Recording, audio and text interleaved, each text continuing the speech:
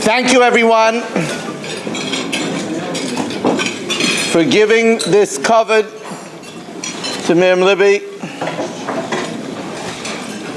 She would have appreciated it.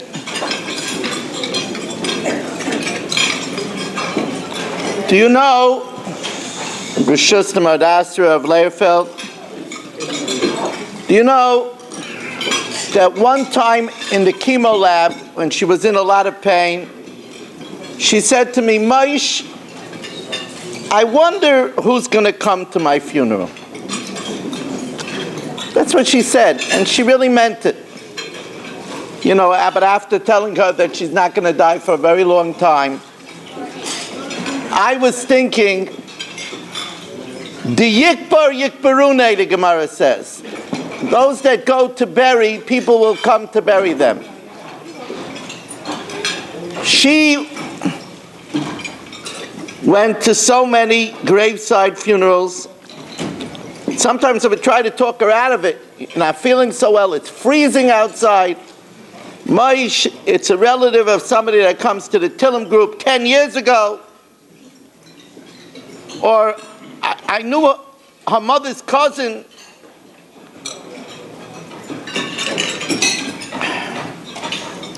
I should tell you, Mim Libby, her sister Brindy, and Tibadul L'chaim Tovim, her sister Hindi, and my shviger, Devar Basarayale, all were born on an Erev Shabbos. It's an interesting thing. They were all born Erev Shabbos. And I think that the reason is because Erev Shabbos is not a day for itself. You don't do for Erev Shabbos. Erev Shabbos is for Shabbos. You don't, Erev Shabbos is not its own day. It's for Shabbos.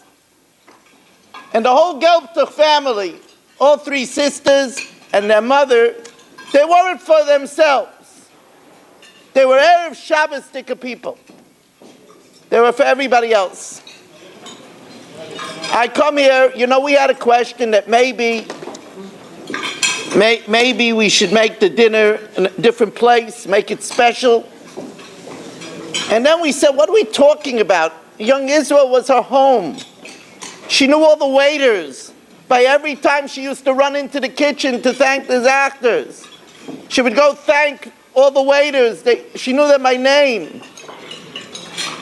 I could still remember whenever she came to a Bikur Chaylim breakfast, whatever was here, when she came in the room, the whole place was alive. Who didn't want to see her? So, you know, it's very hard to talk about Mim Libby. How do you distill 35 years into 20 minutes? How do you do that? What can I say that can make, at this auspicious occasion in her memory, something memorable? It says that when Yosef HaTzadik was about to sin with the beautiful temptress, the extraordinarily pretty wife of Potiphar, he was about to sin. He saw Demus Yuknai Shalaviv. He saw an image of his father and he recoiled. And everybody asked, what caused him to see that image? So there is one cute pshat that the wife of Potiphar had mirrors all over the place. And he looked in the mirror, and since he looked like Yaakov, he saw himself and he remembered his father. That's a cute pshat. But that's not the main pshat. The main pshat is that the chinuch that Yaakov gave him was that when it came a time, he'll remember what the Tata taught. I hope that with my short remarks, I should help us remember the must yukna yishal Miriam Libby. Don't call me Rebbitzen. That we should remember, the children should remember, Demus Yukna Shel Mim Libby. What would Mim Libby say? What would Mim Libby do? 36 years ago, on our second date in the Shanghai, remember Shanghai restaurant? So our second date was in Shanghai restaurant. Shanghai, right? And Mim Libby turns to me, I'll never forget it, and she says to me, Moish, you would be a fool not to marry me. I'll be so good to you. On the second date.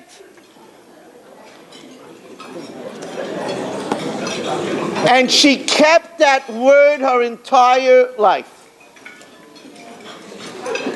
You all know Mim Libby as picking up the phone, hello gorgeous, hello doll face, what could I do for you? You all know that about her. She never checked the caller ID, she abhorred it. What do you mean? I want to talk to anybody.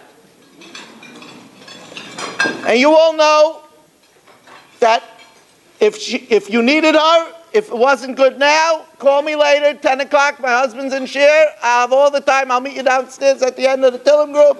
Whatever it was, she was there. She had to walk to your house, no problem. You need something picked up Thursday in Borough Park? Just tell me. Anywhere, it's okay, I'm going there, don't worry. Somebody had somebody in my money's hospital, don't worry, I'm dropping off books, I'll visit them. Just tell me your room number. But with all of that, in the 35 years I was married to her, she always put me first. She always put me first. She called herself Nasa V'Nishma. That's what she called herself. She called herself Nasa V'Nishma. She would say, I came in Tuesday night with her from the country to give the Chumash here. And then I'd give the daf, and we'd do through the night the tapes and the CDs. And then Wednesday morning we would sleep a little bit. And I would ask her, we kept on working through the day, I would ask her, do you want to go back to the country? You want to go back tomorrow morning? She would say, Moshe, I like it here. I like it in the country. I like it with you in the car. You're the driver, whatever you want. The truth of the matter is the first thing a woman is asked is, are you an Ezer Kenegdai? The first thing a man after his Torah is V'simach Esishtai. And I at least would like to say it should be on her Yartzeiht, it should be a schus for her, that I give testimony, Barabim, that we should all learn, that we should all be Zaycha, that we should be able to say this about our spouses, that all her life she wanted that I should be happy and I should excel at what I do. She put her personal advances on the side in order that I should be able to give shiurim, in order that I should be able to go places to darshan, and she put herself to the side in order that I should be able to do all my work in Arbatzas HaTorah.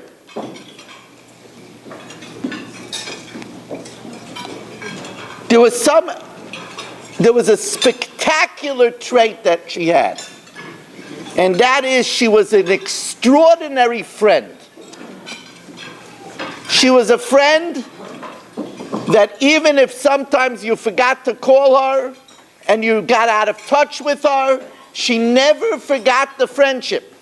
Somehow or another, she had this ironclad memory, an ironclad memory. It was, there was a time that Mim Libby witnessed a malpractice. And it was a multi-million-dollar case. And she was a star witness. She witnessed a doctor do something while he was intoxicated. And they called her to pre-trial deposition when she was 8 months pregnant with Nehemiah. And 3 lawyers were going to grill her, and I said, I'm coming in. They said, no, you can't come in because you might testify in the trial. So I said, I'll sign a waiver that I won't testify. So they let me come in, and for 3 hours they grilled Mim Libby mercilessly. But they couldn't shake her memory. She even remembered the color of the tiles in the hospital in the bathroom. It shook them so much that they went to a huge settlement rather than have her understand. So whenever she met someone, it could be after 10 years from seeing that person, she still remembered, oh, I remember you needed something for a child. I remember somebody had a trouble with a shidduch. I remember somebody wasn't feeling well. I want to tell you, there's so many of you that were her best friends. So many of you. And it's true, she was all of your best friends. She gave a sliver of herself to each of you, completely. That's why she had people get insulted a little bit. What, you think you're her best friend? Ha! You see the incredulous, you think you're her best friend? The truth of the matter is, so many of you are right. So many of you are her best friend. She cared so deeply about so many people. Sometimes she would tell me, Maish, we have to be mispal for this person. Maish, I have to go take care of this. I have to go take care of that. She didn't tell me a lot. A lot of her relationships went with her to the grave. She didn't confide in me something unless she would tell me sometimes, Maish, it's a confidence, but I have to tell you I don't know what to do, and I'm losing sleep over it. But generally, a lot of things I didn't know. She kept the confidence. That's why people would wonder why she would go around and say, don't tell the rabbi. She would say, don't tell the rabbi, because once you tell the rabbi, then I would ask her what it's about, and she never wanted to say, I can't tell you. She never wanted to do that. That's not right, that she can't tell me something. So therefore, she would rather I didn't know about it. This way, she's not put into the pickle of whether to tell me or not. After me, she put our children first. They came next. The girls remember that was by a chasana, and Chani and Devorah were put at the children's table together with 7-year-olds and 8-year-olds. And you know, teenagers to be put with 7, that was a big downer. So Mim Libby took her ticket, ripped it up, and said, don't worry, I'll sit with you and we'll have a grand time together. Now you all know how Mim Libby loved the chasana and how she had everybody at her table in stitches. And she was looking forward to sitting with all her friends. But the kids came first. And the kids always came first. Thursday, she used to call her day of sanity. When I went to teach, she went out for the whole day and breathed the air of Borough Park. She didn't drive, so she went around with a wagon all over the place. But if one of the children had a slight fever, she's staying home. Ma, you know, you want to go to Borough Park? I'll make believe it's not Thursday. But the children came first. Always, always the children. And it's a big thing. A lot of people do good things, but they mess up their priorities. They don't have the priorities straight. I was first, children was second. Her family, her general family, how she was to her sister Brindy, the dedication that she had for Brindy, the love she had for Brindy, the family came first. And then she had such a love for all our friends in Staten Island, such a love. I mean, and it was reciprocated. Everybody remembers the feeling at the Levaya. It was like a family Levaya for the community. Like the family Levaya for the community, because everybody loved her. This is a girl who was a very poor student in school. Very poor student. She used to say, my report card was very colorful. Oh, baby. A lot of red. That's why she said Yaakov was like her. I didn't come home with mine. Yaakov, you're amazing. Yeah. I had the same report. I remember a time that I brought Yaakov to the hospital when one of the babies were born, and he took out something for her to sign in the hospital. He's a character, this guy. But I knew not to go to you. you know, she was a simple girl. Rav David Feinstein said when he was by Shiva, you know, she had such a pashtus to her, a simplicity to her. So Rav David said that's because she's from the Lower East Side. That's what he said to me, from the Lower East Side. And then he said the old Lower East Side. That's what he said. But with all of her pashtus, she was a queen. There wasn't anybody in this room who wouldn't have stood up for her in her honor. With all of her pashtus. She was a big Moike Rabbanan. If you watched her by a chasana, she stood up for every Rav that got up. She stood up for every Rav on the island.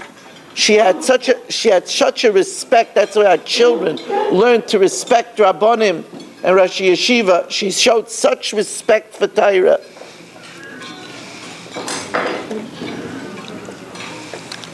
She loved our shul. She loved the Agudas Yisrael.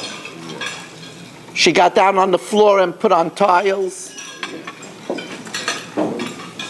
You know, all of the things that decorate our shul that people take for granted, the trees, the flowers, the fireplace, the valances, the tablecloths on Shavuos, all of her tchotchkes in the bathroom. Do you know that she never asked me ever for a penny for any of this stuff? Not a penny. She went around, she just shoved it. It was like she pulled it out of a hat. But it had, she got you out of a hat too. If everybody could learn a little bit to have a pride in one shul, whether it's Young Israel, Rabbi Pollack, Rabbi Lawrence, even Aguda, right? A little pride in the shul to do something for the shul. She showed us that. You know, I look around and I think about how much all of you did for her. I remember whether it was the visits, whether it was the food, whether it was Hatzalah, whether it was Bikur Chaylim, the outpouring of love and tefillas. I want you to know, I'll never forget it. I'll never forget what all of you did for her. And I'll never forget how you did it lovingly. I'll never forget the women that stayed in the house. The last 7 weeks, she couldn't be left alone. I had an aide, but I wouldn't trust an aide with my wife. So when I slept, a married woman would come to the house every single night, never missed, not a minute. Of course, we had Zahava Revivo, who prolonged.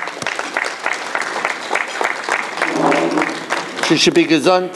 Shazel Zahava Bas Terez, Langa Arichas Yamim, who she did for Miriam Libby and prolonged her life. All of her friends prolonged her life. All of you put up with me. I wasn't easy. A lot easier than you, but I wasn't easy. I wasn't easy for 2 years. I wasn't really. I tried not to miss things, but I was in the hospital. I was with her, and you were good to me. I'm almost finished because I really could go on about her. She's a Sefer Malay. There were certain things happened. This past Sunday, I gave a bracha to a kala, read the ksuva by the chasana, and then spoke under the chuppah. Rachel Lazarus, one of Rena's best friends, was already dating 8 years more, wasn't finding anybody, and shortly, Miriam Libby during chemo would say her name. And then about 5 weeks before Petira, 6 weeks, she called Rachel to the house and told her, there's things that I know that you're going to become a Kala this year. And she got married this Sunday. David's sister Fagi, who was childless for quite a few years, Libby would say her name by the chemo lab. And Baruch Hashem, this year she was blessed with a healthy child. Libby had a lot of koiches. She was somebody very, very special, and she prayed for everybody. And you know, like Avigdor Fried said, there is a grave here in the community with a woman that loved everybody. I put out recently a pushka there by the grave, and also a place to light candles. Anybody that wants to really pray somewhere tomorrow on the Yartzeiht, it says the Neshama hovers closer by the Yartzeiht, would be a very good place to visit tomorrow. We don't pray to the mace. We don't pray to Mem Libby. We ask that Mem Libby should be a Melitzas Yosher. And Ramosha says we also pray in the schus of Mem Libby. But I remember,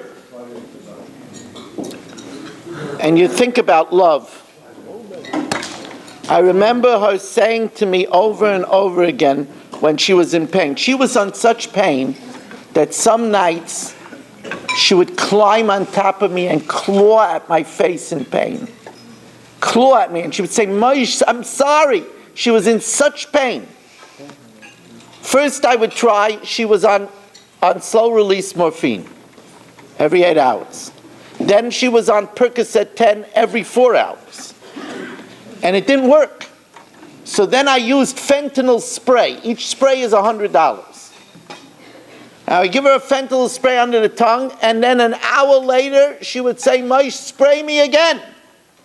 Now there's a very good chance you give too much fentanyl, the person stops breathing. So I would have Dr. Hirschfeld, our oncologist, Dr. Kurtzer, a whole team of people I would call, spray her again. Then an hour later, Moshe, spray me. I would spray her again. Always calling, even on Shabbos, even on Yom Kippur, calling the doctors to make sure I could do it. And then she would say, Moshe, better me than you are the children. And she would say that over and over again, better me than you are the children. That's love. You know, I used to tell her, Mem Libby, I love you.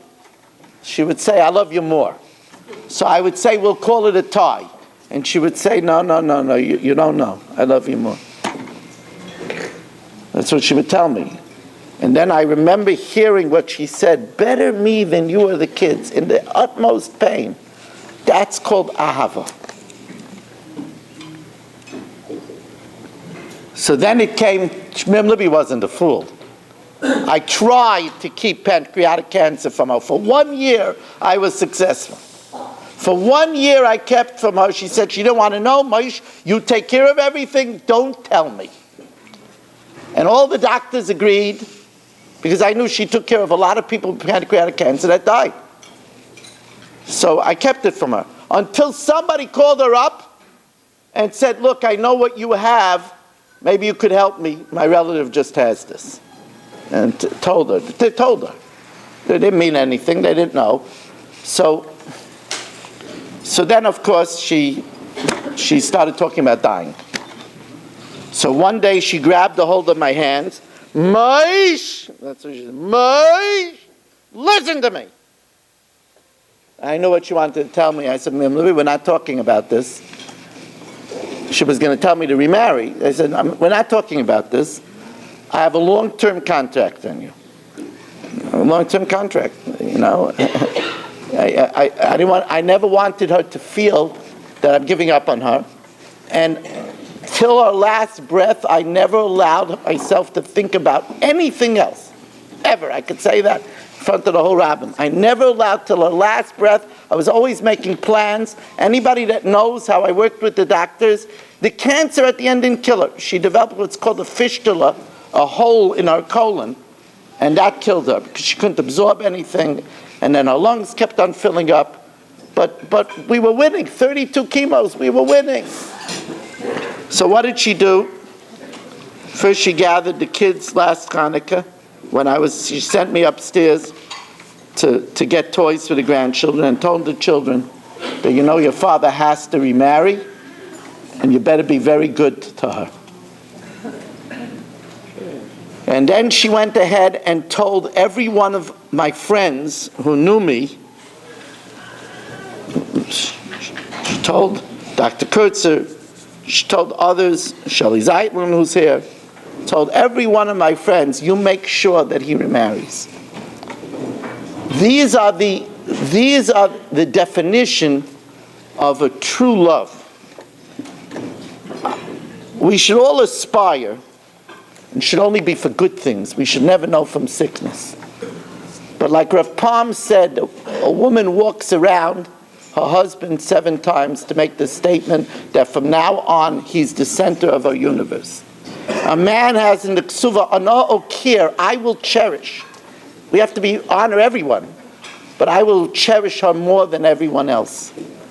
We witnessed it. We saw how she behaved. Everybody knew it.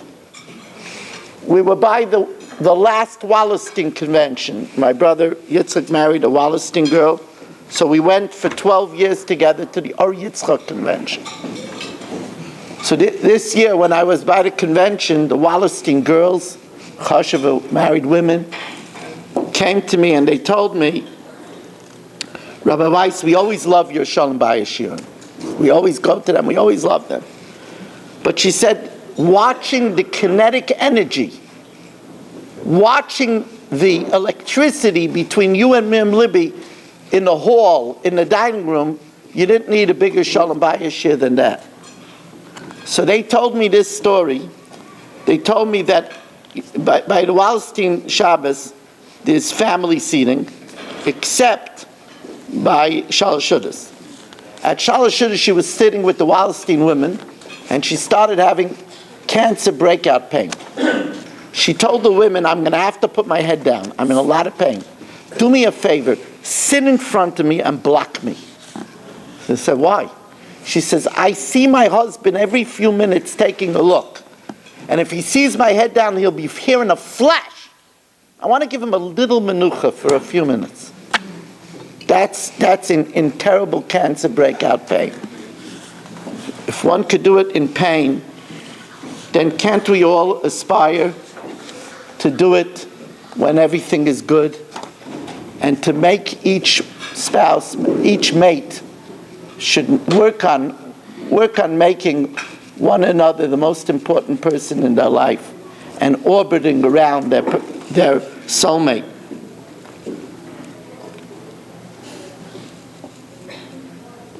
I'm probably speaking too long already. It's hard. It's hard to stop talking about her. There was so much to learn from her. She was so good in so many ways. The million tapes and CDs that passed through her hands. Rav David said, when he was in the house, that just like it says about a Talmud Chacham, when we say something over in the name of Rav Moshe, Sivsoisav Daivavais Bekever, her lips move in the grave. When we say a good deed over from a righteous woman, her lips move in the grave. There's so much to talk about her Zichron Shomer Refuah Fund, Chinese auction that she showered so much love in, and not just the children with cancer. She made sure every person won something. Every person left the place happy. I don't know how she did it, but everybody won what they wanted. That was what her focus was. The Tillim group that became a place where you found out who needed Nichem Avelim, who needed a ride to the hospital. You brought your books and all your junk and everything you wanted. That bench in front of the house was there, like Mendy said.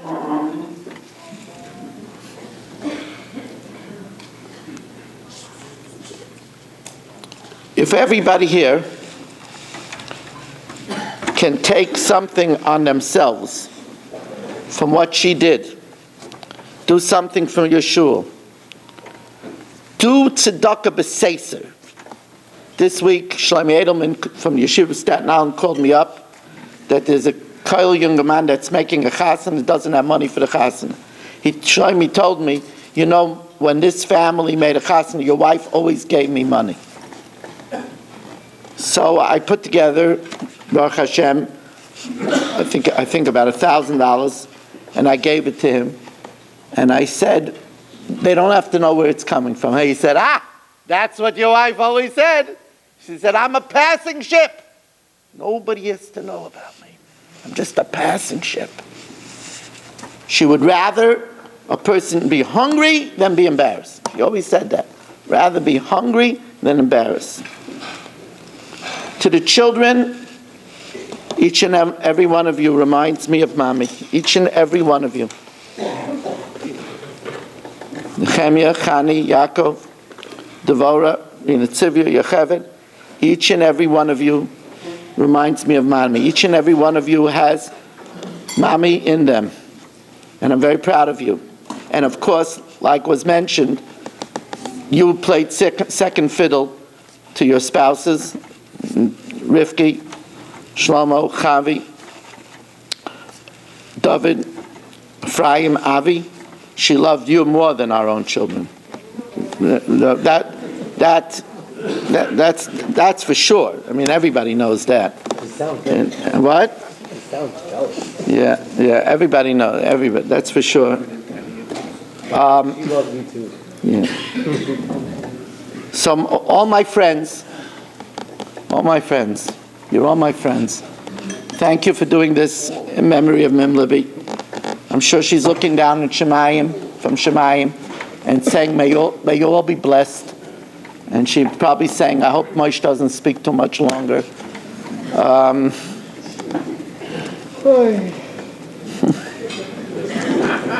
I just want to close with saying David Vego had a very good idea.